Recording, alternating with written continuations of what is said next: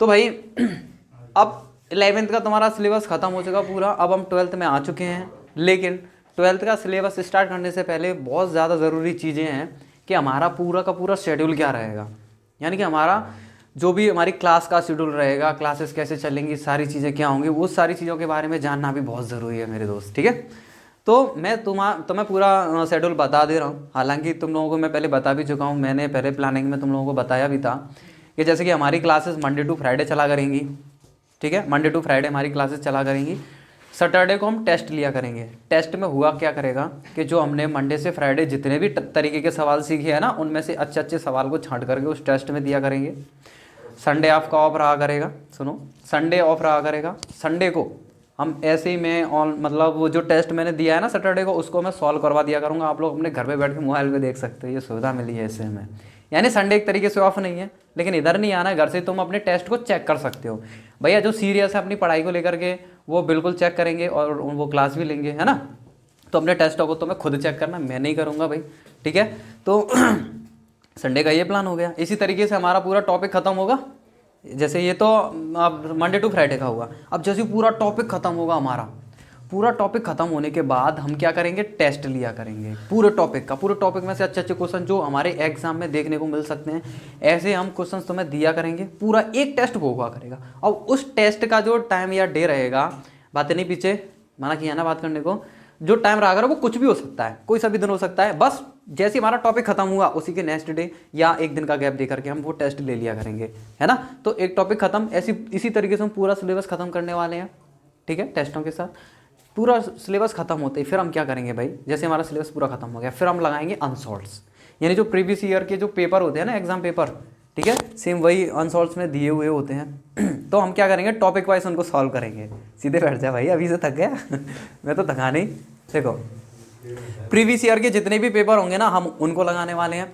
कैसे लगाएंगे, बड़े ध्यान से समझना।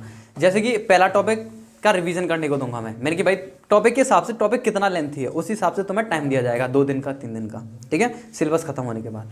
तो सिलेबस खत्म होने के बाद जैसे कि पहला टॉपिक है, मान लो उसको रिवीजन करने में 3 दिन लग रहा है, तो भाई तुम लोगों को मैं 3 दिन की छुट्टी कर दूंगा। भाई तुम्हें 3 दिन बाद आना है, फिर लेके आनी है तुम्हें अपनी अनसॉल्व्स, है ना। जो उसमें क्या होगा, उस पहले टॉपिक से जितने भी सवाल बने होंगे ना, सारे अनसॉल्व पेपरों में लगा देने हैं और किसी क्वेश्चन को टच नहीं करना है। सिर्फ पहले टॉपिक से जो सवाल आए बस उन्हीं को टच करना है।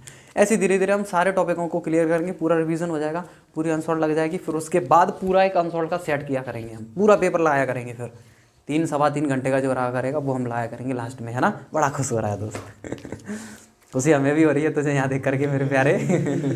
चलो राक्षसी हंसी मत दिखाओ। ठीक है, मस्त रहो, खुश हंसते मुस्कुराते रहो, ऐसी कोई दिक्कत नहीं है। बस क्लास डिस्टर्ब ना हो, उसका ख्याल रखना। ठीक है, तो मैं कहाँ था। हाँ भाई, तो अनसॉल्व हमारा पूरा लग जाएगा। इस तरीके से हमारा पूरा सिलेबस खत्म होने वाला है।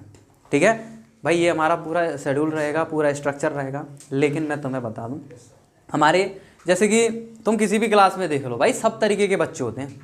कोई बहुत होशियार बच्चे होते हैं, कोई मीडियम टाइप के होते हैं, हाँ ठीक है सही है, और कुछ बिल्कुल ही बेकार होते हैं। तो मेरी बात सुनना, 100 में से 90% जो बच्चे होते हैं ना, वो थोड़े वीक होते हैं। 10% बच्चे ही ऐसे होते हैं जिनको बस ये बता दें कि इस वाले सवाल में ये वाला फॉर्मूला लगना है, वो आंसर निकाल के दे देते हैं जल्दी से, हमसे भी जल्दी, टीचर से भी जल्दी निकाल के दे देते हैं यार वो। ठीक है, कुछ ऐसे बच्चे होते हैं। ठीक है, प्रियांशु का नाम बदले। प्रियांशु ये क्या कर रहे हो, छोड़ो उसको। देखो, जब भी हम किसी की बातों को सुनते हैं या कुछ समझते हैं, चीज़ों को सीखते हैं, तो हमें शांत बैठना चाहिए, हाथों को फ्री रखना चाहिए, जिससे कि हमारा पूरा फोकस सामने वाले की तरफ हो भाई, समझ में भी आता है। इसलिए पूरा फोकस के साथ सुनो, जिससे कि समझ में आए, दिमाग में भी बैठेगा। ठीक है, हाँ पता नहीं कहाँ, अपना फोकस इधर रखो। ठीक है, जो डिस्टर्ब करने वाली चीज़ है उनको बैग में रख लो। तो देखो भाई, तो जो 90% बच्चे होते हैं ना, वो थोड़े वीक होते हैं भाई, तो हम उनको स्किप नहीं करेंगे। कुछ 10-12 होशियार बच्चों की वजह से हम उनको स्किप नहीं करने वाले भाई। तो हम क्या करेंगे, सभी को साथ लेकर के चलेंगे। और हमारे यहाँ पता है क्या होता है, मेरी बात को ध्यान से सुनना। जब भी कोई नया बैच स्टार्ट होता है ना, तो हम भाई कैलकुलेशन क्लास रखते हैं सबसे पहले। कैलकुलेशन क्लास 4-5 दिन की होती है, मतलब वो डिपेंड करता है कितना डाटा है हमारे पास, उसको कराने में कितना टाइम लगता है, तुम लोग कितना टाइम वेस्ट करवाते हो बातों बातों में, उस हिसाब से 1-8 क्लास आगे पीछे हो जाती है। 4-5 क्लासों में कैलकुलेशन क्लास खत्म हो जाती है। बहुत ज़रूरी क्लासेस होती है कैलकुलेशन क्लास। उसमें क्या हम बेसिक चीज़ें सीखते हैं। जैसे कि मान लो मैंने तुम्हें बता दिया कि इस सवाल में ये फॉर्मूला लगाना है, पुट कर दो वैल्यू, आंसर निकाल दो। भाई साहब तुम फॉर्मूला पता चल गया तुम्हें, चलो वैल्यू भी पुट कर दोगे, लेकिन जब कैलकुलेशन करोगे ना तो तुम्हारा आंसर गलत आएगा। तो उस चीज़ को ख़त्म करने के लिए, और तुम मुझे परेशान करोगे, अरे भैया ये क्या कर दिया, अरे भैया यहाँ से क्या कर दिया, ये क्या कर दिया था, यहाँ से समझ में नहीं है, ज़रा यहाँ से बताना, अरे ये मतलब मुझे परेशान करोगे, है ना। तो इस चीज़ से बचने के लिए, यानी कि यूँ समझ लो मैं अपने आप को बचा रहा हूँ, यूँ समझ लो मैं अपने आप को बचा रहा हूँ। तो तुम्हारी कैलकुलेशन मैं बढ़िया करवाऊँगा भाई, है ना। कैलकुलेशन वैसे देखा जाए तो भाई 4-5 दिन में इतनी तगड़ी नहीं हो पाती, है ना। कैलकुलेशन ठीक करने के लिए सालों लग जाती हैं, है ना। कैलकुलेशन का मतलब वो जो तुम्हारे जैसे कि मल्टीपल करना, है ना, गुणा वगैरह करना, वो अलग चीज़ है, लेकिन मैं उस कैलकुलेशन की बात नहीं कर रहा, मैं थोड़ी बेसिक चीज़ों की बात कर रहा हूँ, जो संख्याओं के बारे में, नंबर्स के बारे में होता है। नहीं, बहुत सारी चीज़ों के बारे में मैं तुम्हें बताऊंगा, ठीक है, नंबरों के बारे में और बहुत सारी चीज़ों के बारे में बेसिक चीज़ें बताएंगे, कि मतलब सॉल्यूशन कैसे किया जाता है, सॉल्यूशन करने के तरीके, है ना। कोई भी क्वेश्चन दे दी उसको सॉल्व कैसे करेंगे, या कोई भी प्रॉब्लम दे दी उसको सॉल्व कैसे करेंगे, वो सारी चीज़ें 4 से 5 क्लास में हम कराने वाले हैं। बड़े मुस्कुरा रहे हो, बड़े खुश हो रहे हो। मतलब आदत को थोड़ा सुधारो यार, ऐसे काम नहीं चलेगा, ऐसे तो क्लास डिस्टर्ब होती है ना। तो कोशिश करना, नहीं हंसने की माना नहीं है, मस्त हंसो। हाँ ए तुम मत हंसाओ यार इसको। पीछे मत देखो, आगे देखो, है ना। एक छींक और एक हंसी रोकनी नहीं चाहिए, लेकिन इतना भी नहीं करना चाहिए कि क्लास डिस्टर्ब हो जाए। ऐसे हंसते मुस्कुराते ज़िंदगी जीनी चाहिए यार, क्या रखा है ज़िंदगी में, क्यों अमन। ठीक है। चलो भाई। हाँ यार देख, सर्वर मत कर। भैया आऊँ, भैया मान के रखो, बढ़िया रहोगे। टीचरों का काम क्या है आजकल, टीचर लूटने में लगे भाई, मेरा काम लूटने का नहीं है। ठीक है भाई, हाँ मोटिवेशन। चलो, तो ये सारी चीज़ें हम करने वाले हैं भाई, इस तरीके से हमारा शेड्यूल रहेगा। तो आज तो हम तुम्हें खाली देखो उसके सिलेबस के बारे में बताएंगे, क्योंकि देखो 12th में आगे भाई, और 12th हम क्या क्या पढ़ने वाले हैं वो चीज़ तो पता होनी चाहिए, है ना। यानी कि हमें टारगेट तो समझ में आना चाहिए कि हमें कैसे जाना है, किधर जाना है, कहाँ से होकर के जाना है, कैसे जाना है, वो तभी तो हम टारगेट तक पहुँच पाएंगे। तो वो सिलेबस के बारे में तुम्हें बताऊँगा। तो आज हम सिलेबस के बारे में ही बात करेंगे, ठीक है। और बाकी का 3 दिन 4 दिन 5 दिन जैसे भी तुम्हारी क्लास कैलकुलेशन क्लास रहेगी, फिर उसके बाद सिलेबस स्टार्ट करेंगे हम, ठीक है। तो सिलेबस के बारे में बात कर लेते हैं थोड़ी सी, ठीक है।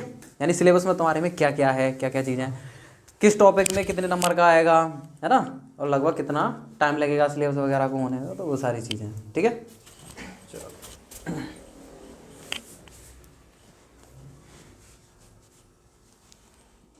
अबे 8 ही मिनट हुई है अभी। तो सही है, नहीं स्टार्ट कर दी, स्टार्ट है। चलो हाँ भाई।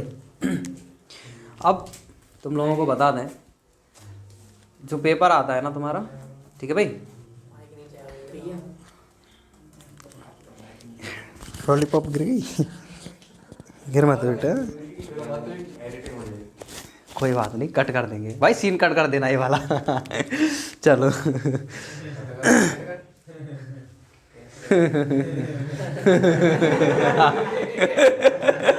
अबे नालायको, शांत हो जाओ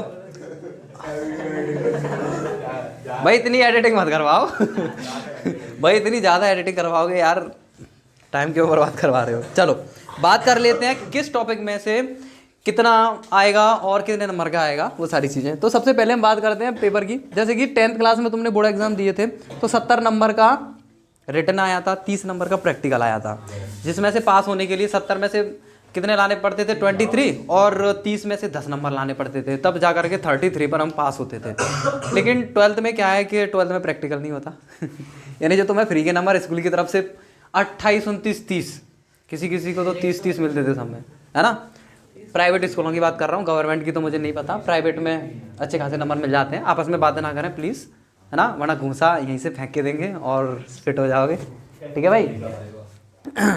तो अगर बात की जाए गवर्नमेंट स्कूलों की, तो उनका मुझे नहीं पता। प्राइवेट में तो अच्छे खासे फ्री के नंबर वो तुम्हें मिलते थे, 29-30 नंबर फ्री के मिल जाते थे। बाकी के थोड़े बहुत तुम्हें पास होने के लिए लाने पड़ते थे, ठीक है। तो लेकिन मिनिमम की बात की जाए, मिनिमम 10 नंबर प्रैक्टिकल में होने चाहिए और थ्योरी में 23 होने चाहिए। वो 10th क्लास की बात थी। लेकिन अब है 12th, तो 12th में मेरे प्यारो, जैसे 11th में कौन सा होता है, 11th के बेसिस पे ये 12th, तो भैया 12th में भी हमें कितना 100 नंबर का पेपर होता है, इसमें कोई प्रैक्टिकल नहीं होता, और 100 में से 33 लाने पड़ते हैं पास होने के लिए, ठीक है। इसमें कोई प्रैक्टिकल नहीं है, इसमें कोई फ्री के नंबर नहीं है, ठीक है भाई। सारा का सारा मेहनत से लेके आना पड़ेगा, ठीक है। चलो तो बात करते हैं इसमें टोटल टॉपिक कितने हैं भैया, 6 टोटल टॉपिक है हमारे इसमें 6, जिसमें सबसे पहला टॉपिक है तुम्हारा संबंध एवं फलन, ठीक है। क्या है, संबंध एवं फलन। तो भाई साहब संबंध एवं फलन की बात करें, चलो मैं यूनिट वगैरह डाल देता हूँ। यूनिट कौन सी है, फर्स्ट। यूनिट फर्स्ट में क्या है, संबंध तथा फलन। क्या दोस्त, हिंदी तो है। अरे यूनिट यार, इकाई यार, वही तो, इतना भी नहीं समझते हो। चलो देखो, हाथों को फ्री करो, एकदम एकदम फ्री होकर के बैठो, मस्त है ना। देखो यूनिट फर्स्ट यानी कि इकाई फर्स्ट है तुम्हारी संबंध तथा फलन। संबंध तथा फलन, ठीक है भाई। तो यूनिट फर्स्ट है हमारी संबंध तथा फलन, ठीक है। अब ये कितने नंबर की आएगी बात करें तो ये आएगी भाई साहब 10 नंबर की। कितने नंबर की आएगी ये आएगी भाई 10 नंबर की, ठीक है। तो यूनिट फर्स्ट संबंध तथा फलन है, ये 10 नंबर का आएगा। अगर इसमें बात की जाए, इसमें हम पढ़ने क्या क्या वाले हैं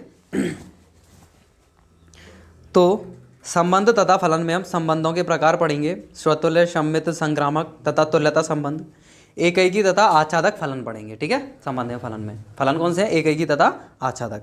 इसी में दूसरा आता है, पहली ही यूनिट में, पहली ही इकाई में दूसरा जो टॉपिक हमारा आएगा वो है प्रतिलोम त्रिकोणमितीय फलन। क्या है वो, प्रतिलोम त्रिकोणमितीय फलन, ठीक है। इनवर्स ट्रिग्नोमेट्रिक फंक्शन, ये आएंगे, ठीक है। ये रिलेशन एंड फंक्शन है, ये रिलेशन एंड फंक्शन है, और वो इनवर्स ट्रिग्नोमेट्री, ठीक है। इनवर्स ट्रिग्नोमेट्रिक फंक्शन, ठीक है, प्रतिलोम त्रिकोणमितीय फलन। यानी यूनिट फर्स्ट में एक तो ये पढ़ेंगे हम, और इसके साथ साथ चैप्टर इसी में 2 आएगा, वो आएगा प्रतिलोम त्रिकोणमितीय फलन। प्रतिलोम त्रिकोणमितीय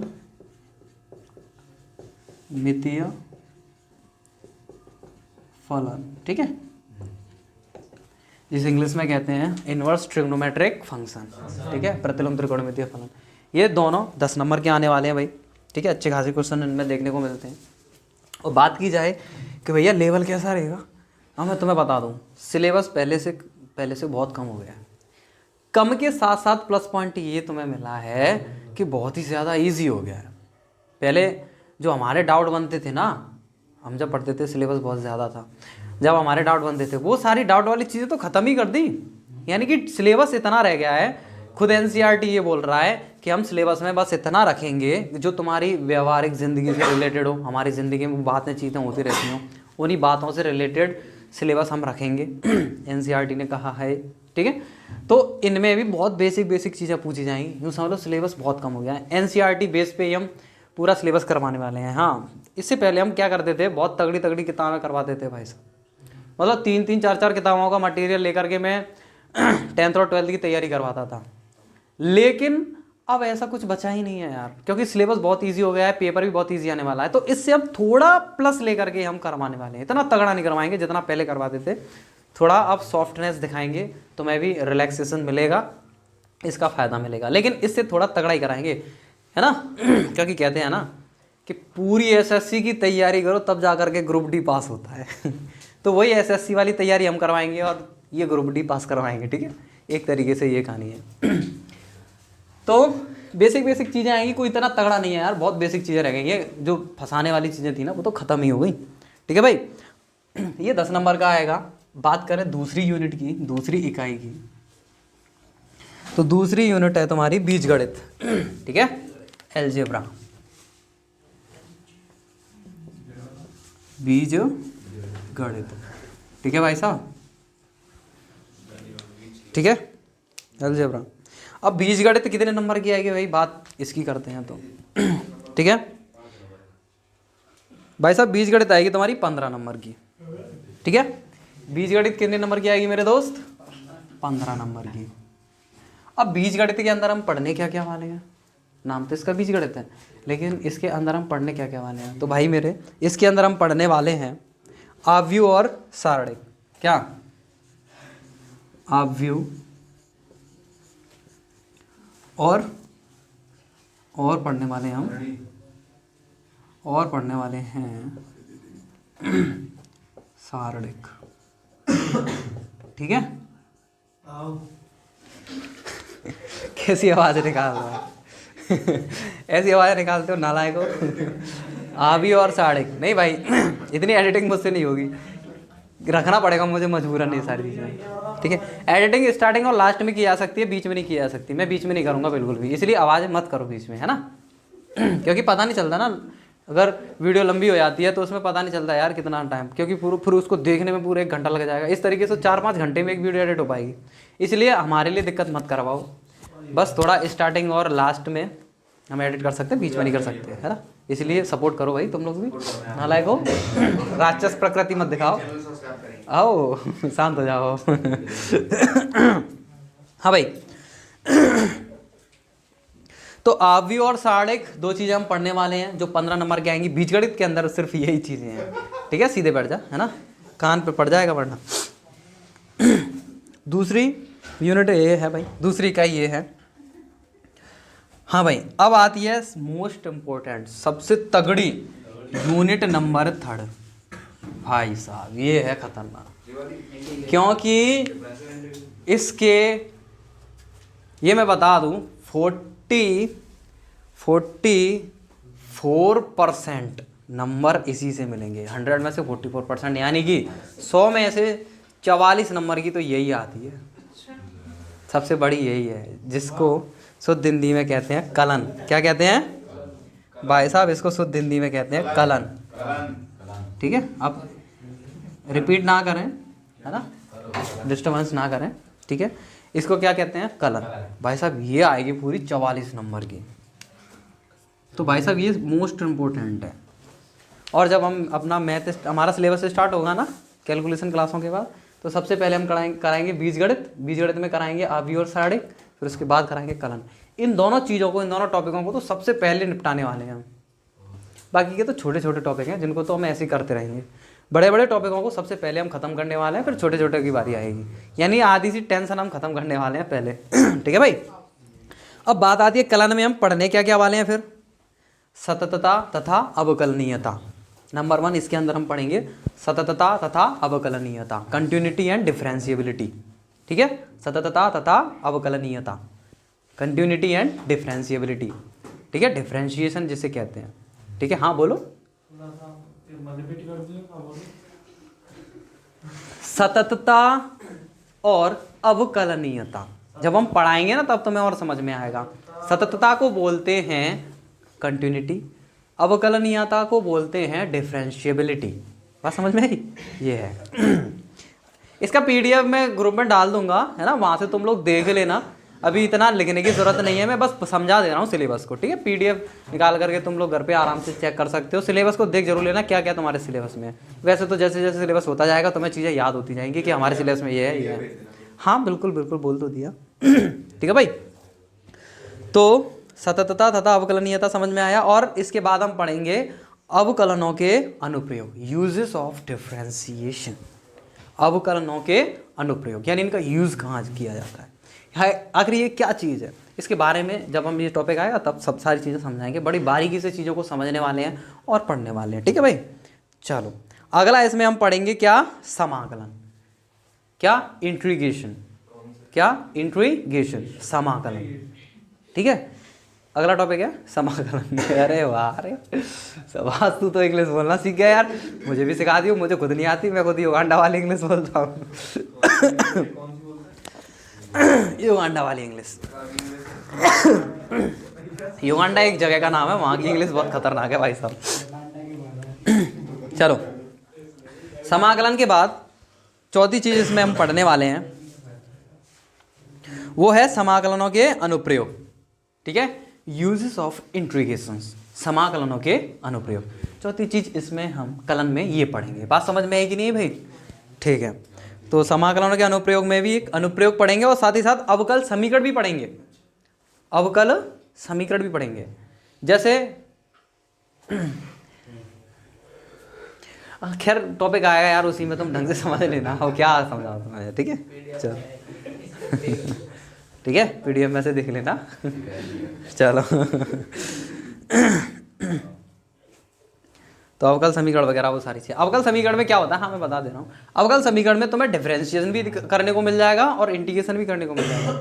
यानी एक तरीके से डिफरेंशिएशन किया हुआ है, डिफरेंशिएशन आएंगे, डिफरेंशिएशन के जो आंसर होते हैं, है ना, कि डी वाई और डी एक्स इक्वल टू ये आ गया, तो उसका वापस से क्वेश्चन बनाना सीखेंगे हम, ठीक है। अवकल समीकरण में वहाँ हम समीकरण बनाना सीखते हैं, ठीक है, वो इंटीग्रेशन होता है इसमें। ये भाई साहब ये रही तुम्हारी तीसरी यूनिट, ये है तीसरी इकाई जो सबसे ज़्यादा आने वाली है, 44 नंबर की आएगी 44 नंबर की, तो बहुत ही ज़्यादा इंपॉर्टेंट है। और ये दोनों ही बहुत इंपॉर्टेंट है भाई, इन दोनों को हम सबसे पहले ही कराएंगे, है ना, क्योंकि भर भर के पेपर में देखे जाते हैं भाई। देखो सब में से सेट है, इसमें से 10 नंबर का आएगा ही आएगा, पक्का आएगा, बिल्कुल आएगा, ठीक है। और इसमें से 15 नंबर का आएगा पक्का है, तो ऐसे इसमें से 44 का आएगा, मतलब सभी इंपॉर्टेंट है। लेकिन पहले हम जो बड़े हैं ना थोड़े और बच्चों को परेशान करते हैं, उनको पहले ख़त्म करेंगे, जिससे कि तुम्हारी आधी से ज़्यादा टेंशन पहले से ही ख़त्म हो जाए, ठीक है। चलो अगली यूनिट है भाई, यूनिट नंबर 4, ठीक है। इतना समझ में आया। अब देखते हैं यूनिट नंबर 4, ठीक है। यूनिट नंबर 4, सदिश तथा त्रिविमीय ज्यामिति। क्या है सदिश, यानी कि वेक्टर, तथा त्रिविमीय ज्यामिति। भाई हिंदी मुझे थोड़ा कम लिखना आता है, अंग्रेजी में। त्रिविमीय ज्यामिति, ज्यामिति, ठीक है। नहीं हिंदी में बहुत तगड़ी लिखता हूँ भाई, संस्कृत भी मुझे आती है, तो हम किम जाना सी, हम संस्कृत जाना सी। चलो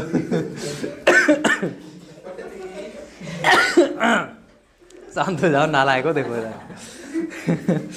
तो चौथी यूनिट है तुम्हारी सदिश तथा त्रिविमीय ज्यामिति। इसमें से आएगा 18 नंबर का। इसमें से कितना आएगा, 18 नंबर का। तो भाई साहब इसमें से तुम्हें देखने को मिल जाएगा 18 नंबर का, ठीक है। इसमें से 18 नंबर का आएगा भाई, ठीक है। तो इसमें हम सदिश के बारे में पढ़ेंगे।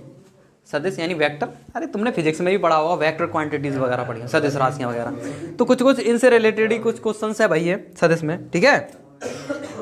और त्रिविमीय ज्यामिति का परिचय। त्रिविमीय ज्यामिति का सिर्फ इंट्रोडक्शन ही है, परिचय ही है। त्रिविमीय ज्यामिति 3D, क्या 3 डायमेंशन, ठीक है। तो ज्योमेट्री कैसी है, त्रिविमीय 3D ज्योमेट्री, ठीक है, उसके बारे में पढ़ेंगे। 3 डायमेंशनल ज्योमेट्री का इंट्रोडक्शन, ठीक है भाई। तो ये थी यूनिट नंबर 4। अब बात करते हैं यूनिट नंबर 5 की। अब बात करते हैं यूनिट नंबर 5 की। तो यूनिट नंबर 5 तुम्हारी रहेगी रैखिक प्रोग्रामन। क्या रहेगी भाई, रैखिक प्रोग्रामन। प्रोग्राम नहीं दोस्त, रैखिक प्रोग्रामन। प्रोग्रामन बात नहीं मना किया है ना। अब हंसने से किसी को नहीं रोक सकते, लेकिन तुम लोग खुद को रोकने की कोशिश करो, क्लास डिस्टर्ब ना हो, है ना। चलो वरना मैं बता रहा हूँ। अच्छा ठीक है। तुम्हें पता है फिर वही अपना हथियार निकालना पड़ेगा और फिर देख लेना तुम लोग क्या होगा तुम्हारा हाल। तो 12th है, सीरियस हो जाओ खुद से ही, उस हथियार को निकालने की जरूरत ना पड़े, है ना, वरना तलवार निकाली जाएगी और ख़त्म। चलो हाँ भाई, 5वीं यूनिट है रैखिक प्रोग्रामन, है ना, शांत रहो। 5वीं यूनिट है रैखिक प्रोग्रामन, ठीक है भाई।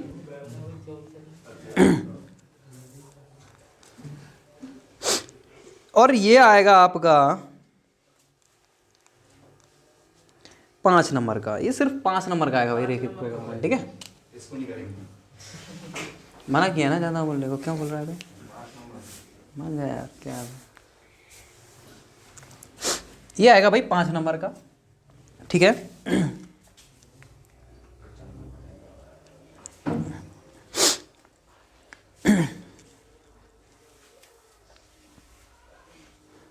और लास्ट है यूनिट नंबर 6 प्रायिकता, ठीक है। रैखिक प्रोग्राम है तो इसी के बारे में पढ़ेंगे भाई, इसके अंदर ज़्यादा कुछ नहीं है। लास्ट है प्रायिकता।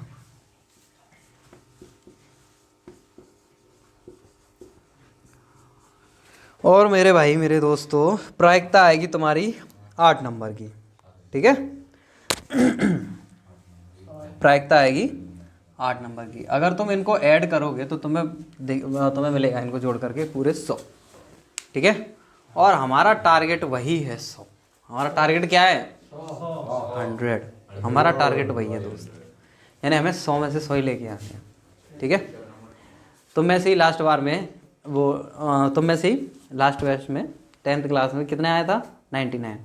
अब वो 99 से मुझे 100 चाहिए। जो कोई 100 लाएगा उसके लिए सरप्राइज़ है। तो भाई तुम लोगों को क्या करना है? बहुत मेहनत करनी है हमारे साथ, मैं भी तुम्हारे साथ मेहनत करूँगा, ठीक है। तो ये है हमारा पूरा सिलेबस भाई, ठीक है। जो 100 नंबर का है, इन सारी चीज़ों के बारे में हम पढ़ने वाले हैं, ठीक है। ये पूरा प्रारूप था तुम्हारी मैथ सब्जेक्ट का, ठीक है।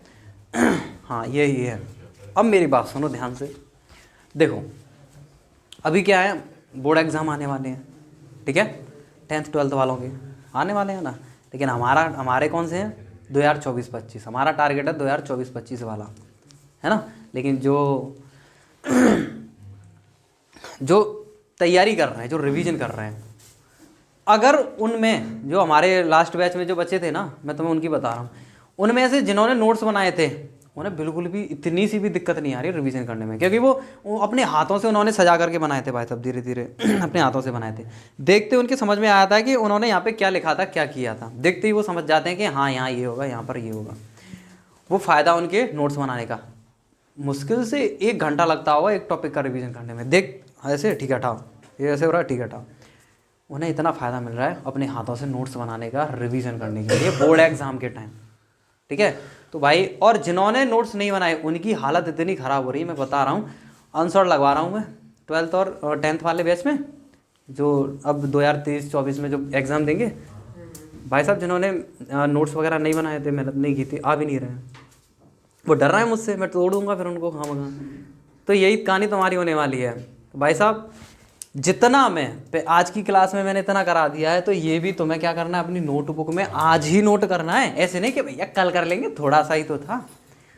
ऐसे कल कहोगे यार परसों कर लेंगे यार, थोड़ा सा ही तो है, तो वो इकट्ठा हो जाता है और तुम्हें दिक्कत होती है। इससे अच्छा है कि तुम्हें आज का आज और अभी का भी इसको नोट करो। यहाँ तो रफ में नोट करना है, और घर पे एक अच्छी सी नोटबुक ले लेना भाई साहब, और उस पर तुम्हें कैसे पहले तो इन चीज़ों को समझ, जो भी सवाल मैं कराऊँ ये तो खैर इंट्रोडक्शन है, इसका ज़्यादा कुछ नहीं है, सिलेबस का है ये तो, ठीक है। मैं अगर सवाल कराता हूँ तो उसको तुम्हें क्या करना है, पहले तो समझना है ढंग से। यहाँ से रफ में लेके जाओगे रफली उसको, घर पे उसको समझोगे, फिर समझ करके धीरे धीरे तुम्हें लिखना है। जल्दी जल्दी नहीं, धीरे धीरे अपने हाथों से। ऐसे नहीं कि पड़ोसी को 2 रुपये की टॉफी खिला के यार लल्लू ही हो ना वो नहीं करना है तुम्हें, है ना। उस पर तुम रफ कॉपी भरवाने लग रहे हो, नहीं, तुम्हें खुद अपने हाथों से वो भी धीरे धीरे लिखना है। कैसे? बहुत ही ज़्यादा स्लोली, ठीक है।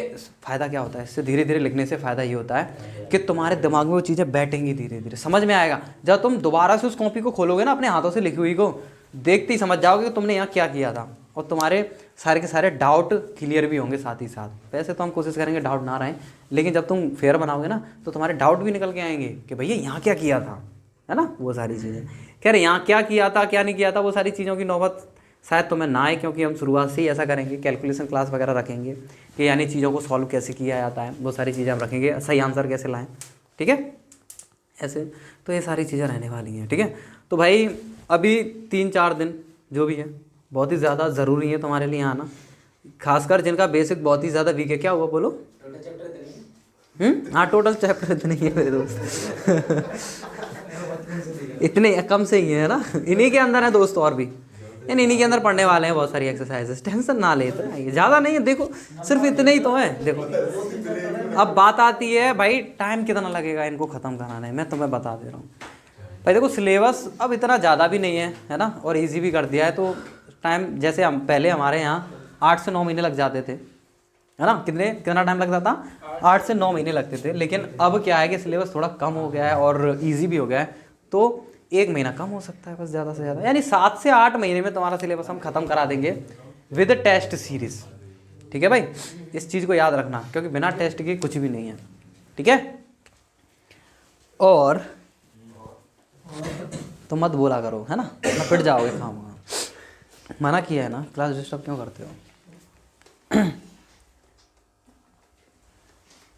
तो भाई तुम लोगों को नोट्स साथ ही साथ बनाने, आज का आज ही लिखना है, कल पे नहीं डालना है, वरना बहुत सारा इकट्ठा हो जाता है और दिक्कत आती है बहुत ज़्यादा, फिर तुम्हें आलस लगता है करें कि नहीं करें, है ना। और ज़रा शांति से पढ़ने की कोशिश किया करो, फालतू डिस्टर्बेंस अच्छा नहीं लगता, है ना। हंसने बोलने की मना नहीं है, लेकिन फालतू नहीं करना है बिल्कुल भी। जो भी डाउट हो मुझसे पूछो, है ना, कोई बात हो रही है हंसो, कोई दिक्कत नहीं है, लेकिन ऐसे फालतू तुम इधर उधर उंगली कर रहे हो तो वो गलत बात है ना। तो ये सही नहीं है भाई। तो भाई ये हमारा पूरा सिलेबस है, ठीक है। तो इस सिलेबस में हम, जब हमारा सिलेबस स्टार्ट होगा, अभी तो कैलकुलेशन क्लास होगी कुछ दिन, तो सबसे पहला जो टॉपिक स्टार्ट करेंगे वो बीजगणित स्टार्ट करेंगे, ठीक है। तो भाई तुम्हें पूरे जोश के साथ तैयार रहना, बने रहना लास्ट तक। कितना? लास्ट तक में बने रहना है, यही जोश रहना चाहिए लास्ट तक। बहुत से क्या करते हैं, अरे शुरुआत में 1-2 महीने जोश दिखाएंगे, लास्ट तक खत्म, ठीक है। ऐसा नहीं होना चाहिए, ठीक है। तुम्हें क्या करना भाई, लास्ट तक अपना जोश दिखाना है और तुम्हें सारा सिलेबस बढ़िया तरीके से कंप्लीट करना है। हम तुम्हारा साथ देंगे भाई, तुम भी हमारा साथ देना, ठीक है। चलो, तो कैसी लगी क्लास? मुझे तो बहुत अजीब सा लग रहा है। नहीं, इसके सामने खड़ा होना भी एक यार अलग ही चैलेंज है, मैं सही बता रहा हूँ। मतलब कुछ बोलने की इच्छा रखते हैं ना, वो भी थोड़ा दिमाग से निकल जाता है यार, कैसे बोले क्या बोले।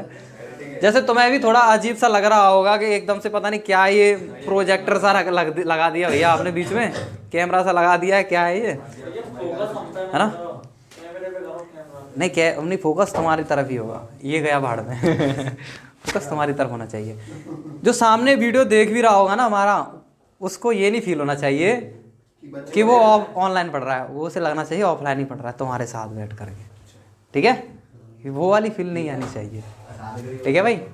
तो मस्ती के साथ पूरा हम बैच लास्ट तक ऐसे ही चलेगा भाई। टाइम तुम्हारा यही रहेगा लास्ट तक, ठीक है।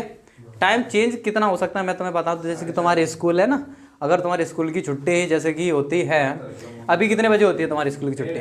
1:30 बजे। अब जैसे 2 बजे छुट्टी हो तो आधा घंटा आगे बढ़ा देंगे, 4 से 4:30 कर देंगे, है ना। 2:30 बजे छुट्टी होती है, तो सर्दियों में हो जाता है कभी कभी कि स्कूल लेट हो जाते हैं बहुत ज़्यादा। तो ऐसे आधा घंटा, जब मतलब जितने स्कूल का टाइम बढ़ेगा उतना ही हम बैच का टाइम बढ़ा देंगे, ठीक है। तो टेंशन नहीं लेनी है, मस्त आना, यही टाइम रहेगा लास्ट तक, कोई चेंज होने वाला नहीं है।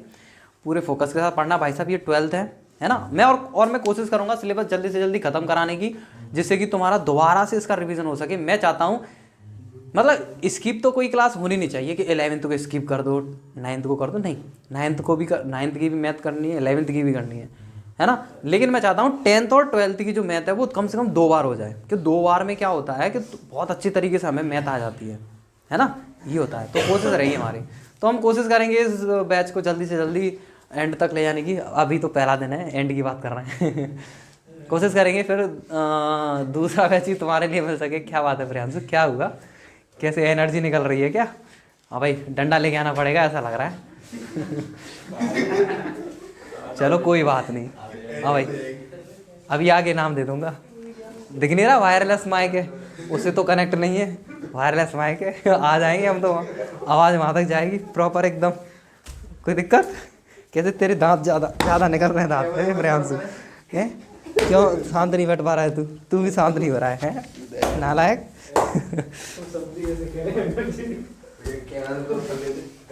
कोई बात नहीं, कोई बात नहीं। हाँ पता चल, कोई दिक्कत नहीं यार। हाँ, कान में पड़ जाएगा, अभी आ जाएगी। देख ये कैसा बोल रहा है, अभी तो बच गया इसलिए बोल रहा है। ठीक है भाई। तो साथियों, जो क्लास का टाइम रहेगा मैं तुम्हें बता दूं, 60 से 90 मिनट के बीच हमारी क्लास का टाइम रहा करेगा। यानी क्लास हमारी मिनिमम तो 60 है, हो सकता है 70 मिनट की क्लास रहे, 80 की रहे, 90, वो डाटा पे डिपेंड करता है हम डेली कितने क्वेश्चन लेके आते हैं, वो इन टाइम हो जाते हैं। तो ठीक है, बात समझ में आएगी नहीं? टारगेट रहा करेगा हमारा, यानी कि 90 मिनट की ज़्यादा से ज़्यादा क्लास हुआ करेगी और कम से कम 60 मिनट की, ठीक है। यानी कम से कम 60 का मतलब है 60 से ज़्यादा टाइम होना, ज़्यादा से ज़्यादा 90 का मतलब है 90 से कम, ठीक है। और 90 से ज़्यादा की क्लास नहीं होगी, 90 मिनट से ज़्यादा की। इस तरीके से हमारा क्लास का तुम्हारा ड्यूरेशन रहेगा, ठीक है। तो मस्त पढ़ना है तुम्हें। और अच्छा, अजीब सा लग रहा है क्या अभी तक? मुझे तो लग रहा है, मुझे बहुत अजीब लग रहा है ये एकदम से सामने तुम लोगों को भी कुछ दिन अजीब लगेगा शायद, किसी को लग रहा हो तो फिर तो धीरे धीरे आदत है। मुझे अब पता चला कि जैसे 1 घंटे की कोचिंग में से 15 मिनट ही चुन बचते हैं वीडियो में। हाँ समझ कटिंग सकते होती है वो गाय। कटिंग होती है ऐसा बस। तो वगैरह के देखिए हम नहीं करेंगे भाई, है हैं? नहीं हम कटिंग नहीं कर सकते यार, इतनी एडिटिंग मैं नहीं कर पाऊंगा, इतना टाइम नहीं है। एडिटिंग सिर्फ स्टार्ट और लास्ट में हो सकती है, बीच में नहीं हो सकती, इसलिए शांत रहा करो, है ना। तो आज की क्लास को यहीं तक रखते हैं भाई, इससे आगे की कहानी कल शुरू करेंगे।